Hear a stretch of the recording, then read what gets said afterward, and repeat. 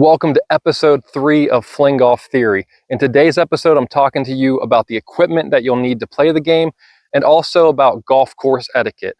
How we can go out there on the golf course. Maybe you're a newbie, first timer, not familiar with all the rules and etiquette that exists in golf.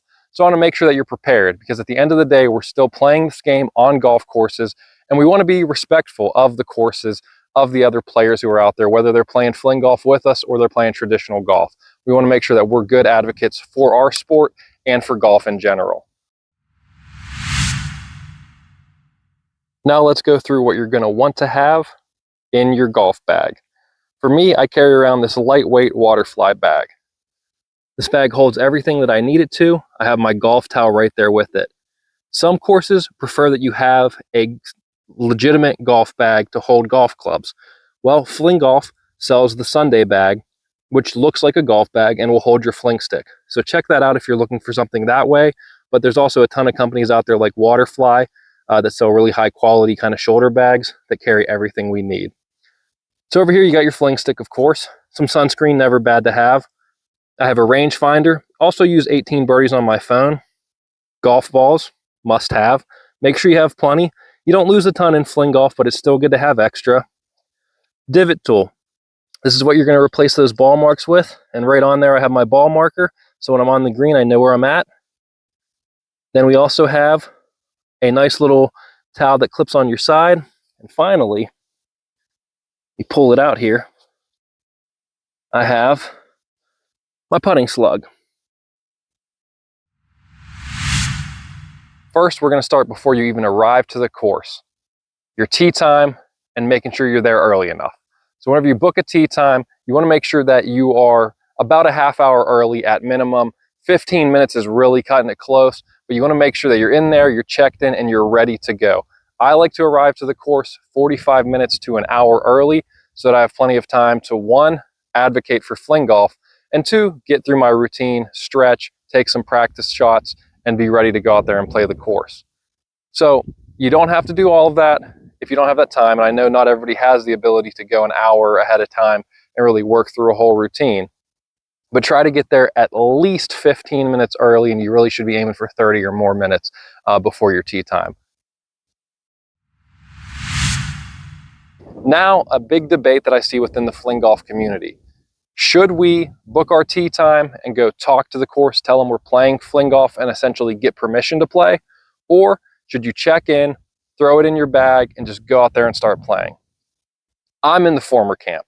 I think it's most beneficial to go talk to the course and not really get permission, but explain to them, educate them, and advocate for the game about why there shouldn't be any issue for us to be out there flinging it.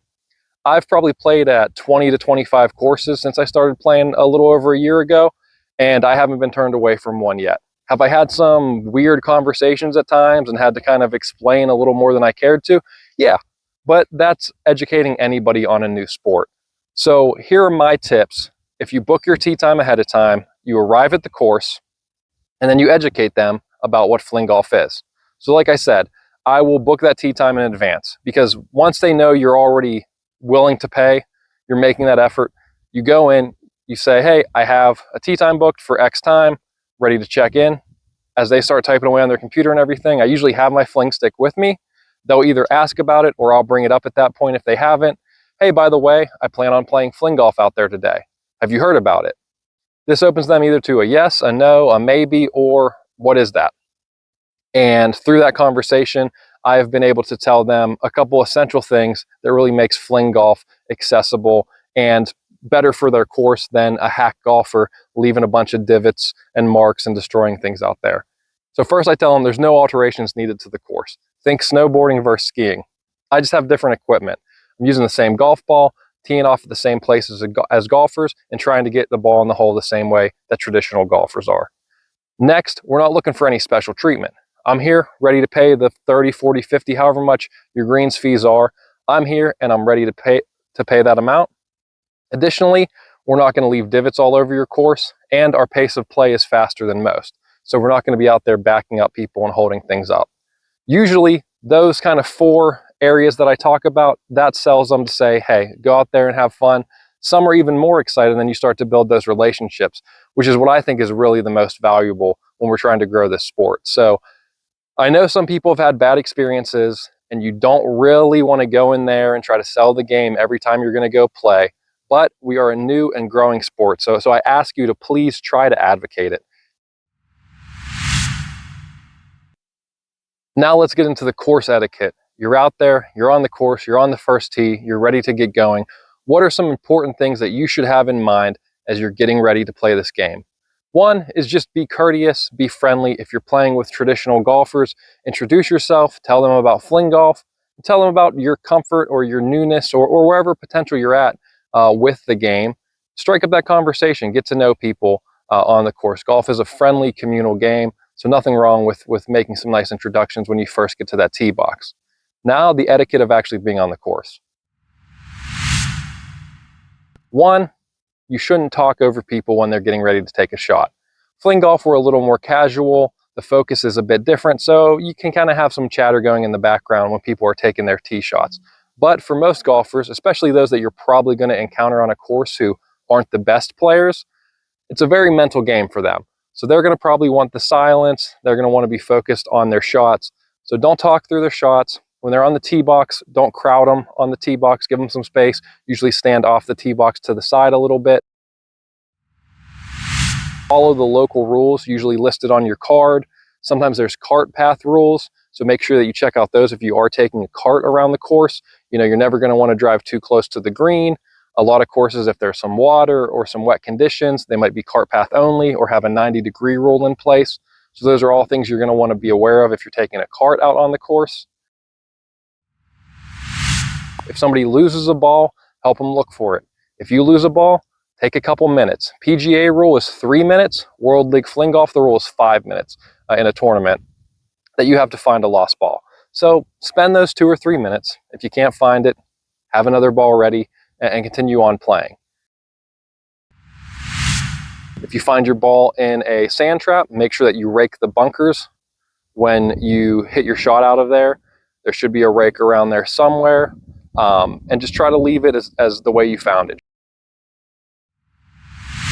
If you do those things, making your way to the green, should be all good. You're not leaving divots, so you don't have to worry about putting sand and fill back in those.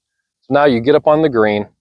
What number one thing that you want to do, and golfers also take this advice because plenty of times I see it isn't done, is repair your ball marks.